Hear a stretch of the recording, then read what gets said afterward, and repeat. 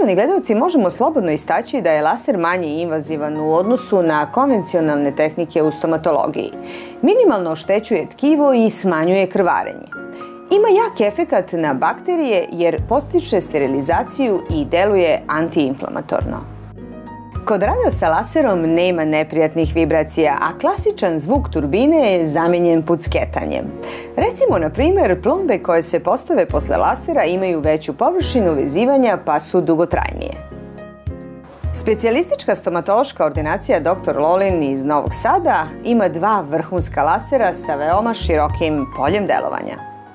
Laser talasne dužine 2700 nanometara. Opet karakteristika ove talasne dužine je da dosta dobro deluje na tvrda tkiva. Deluje i na gleđ i na dentin, ali opet može da deluje i na meka tkiva i to izuzetno ima dobar efekat na meka tkiva, može da tretira meka tkiva, da skine meka tkiva bez krvarenja. Tako da smo u mogućnosti da oblikujemo zubno meso onako kako mi to želimo, kako nam odgovara radi estetike ili nekih drugih funkcionalnih zahteva, bez krvarenja sa vrlo malo traume.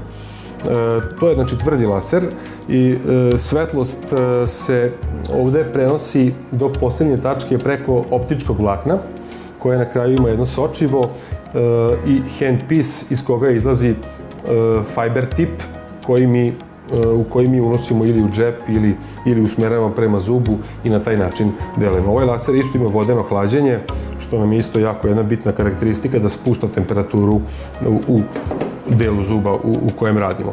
Inače, jako je širok spektar terapijskih indikacija za njega. Može da skida karijes, da otkline karijes sa zuba ukoliko to želimo. Može da preoblikuje meka tkiva kada nam je to potrebno.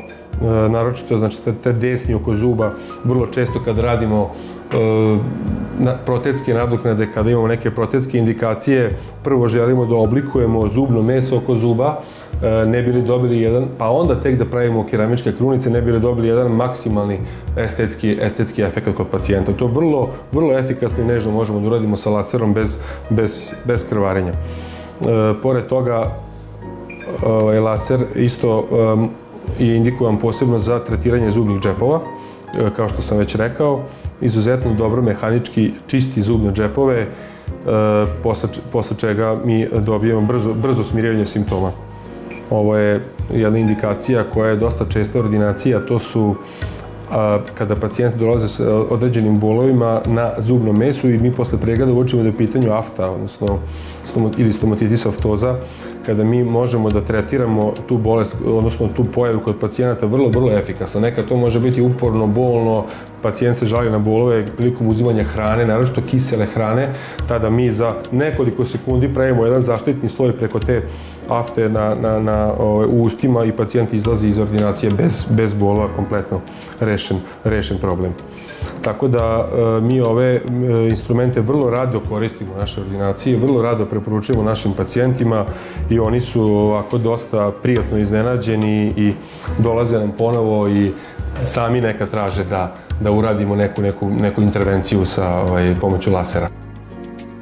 Ovaj laser radi na distanciji, ovo je bezkontaktni nastavak, praktično on radi na santimetar do 2 santimetra udaljenosti od zuba. Njemu uopšte blizina nije bitna i jako ima mali gubitak kako mu se povećava razmak od zuba. Znači, u ovoj artikulacionoj ruci postoje zglobovi, tako da je ona dosta komfortna za rad i pacijentu je vrlo lako moguće prići, tako da ona i nema neku težinu. Nazad postoji kontrateg koji praktično vraća ruku na svoje mesto kada želimo da je vratimo. Rekao sam, izuzetno snažan laser, 20 W, to je najsnažniji laser koji se trenutno koristi na svetu, izuzetno je koristan, ne koristi se konkretno ovaj model samo za stomatologiju, već se koristi za druge grane medicine, dermatologiju posebno, ginekologiju i druge grane, mi ga koristimo ovde u stomatologiji i izuzetno je efikasan i brz.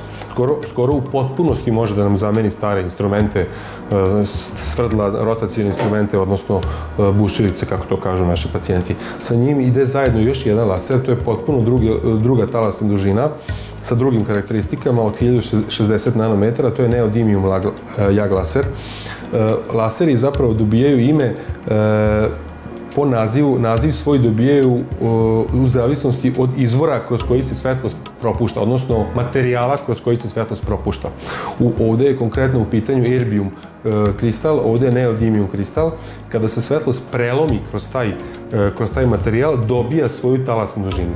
I ona emituje kroz ovaj sistem sada ogledalaca i nastavak prolazi, znači svetlost isključivo samo te talasne dužine. Ni jedne druge. To je inače nevidljiva svetlost na 2900 nanometara, ali u njemu se nalazi aiming beam ili pointer, kako se to kaže, koji je obojen u zeleno kako bi mi mogli da vidimo gde radimo i gde ciljamo, jer je to zapravo nevidljivi laser. Ovo nam koristi samo kao pokazivač. Znači, to nam je samo kao pokazivač da vidimo gde radimo. Znači, tu ono stvaruje svoj efekt gde se nalazi zelena tačka. Vrlo bitna karakteristika ovog modernog lasera je da može da podešava oblik jednog pulsa, odnosno oblik tog jednog udarca. Spomenuo sam da je to nama važno, na taj način utičemo na koje tkiva delujemo. Kada je puls izuzetno visok i kratak, tada on deluje jako na tvrda tkiva, na tvrda koja su bogata kalcijumom, tkiva koja su bogata kalcijumom, kao što su glej i dentin. Ukoliko smanjujemo taj puls, smanjujemo mu pik, smanjujemo i produžavamo dužinu trajanja, kao što je long pulse ili very long pulse, tada laser svetlost ne deluje na tvrda tkiva, već deluje na meka tkiva. Može da otklanja meka tkiva, a da tvrda tkiva ne oštećuje. Što nam je isto posebno bitno kada tretiramo zubno meso okolo, gingivu oko zuba, da želimo da utičemo na nju, a da ne nanesemo štetu na zub. Tako da možemo selektivno možemo da radimo. Drugi laser u okviru ovog Lightwalkera je neodimijum laser.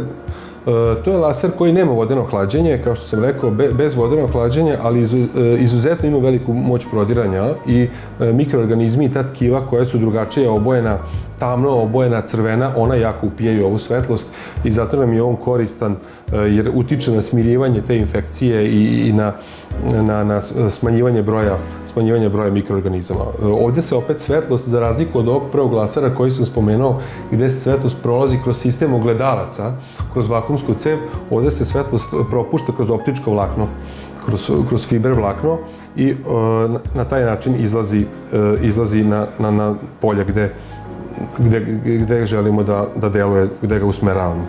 Znači, ovo vlakno je potrošno, mi ga postepeno skraćujemo i može cijelo da se zameni. Ovo je sistem ogledalaca koji je izuzetno izdržljiv i osetljiv, odnosno nije osetljiv, tako da može da se propusti kroz njega svetlost jako velikog intenziteta. Kod stomatoloških procedura koje se rade laserom, primjena anestetika u većini slučajeva nije potrebna.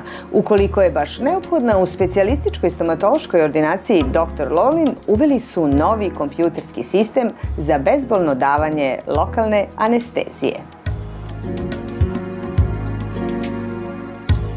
Poštovani gledalci, koristim priliku da se zahvalim stručnom timu stomatološke ordinacije Dr. Lolin iz Novog Sada na nesebičnom zalaganju pri realizaciji današnje priče.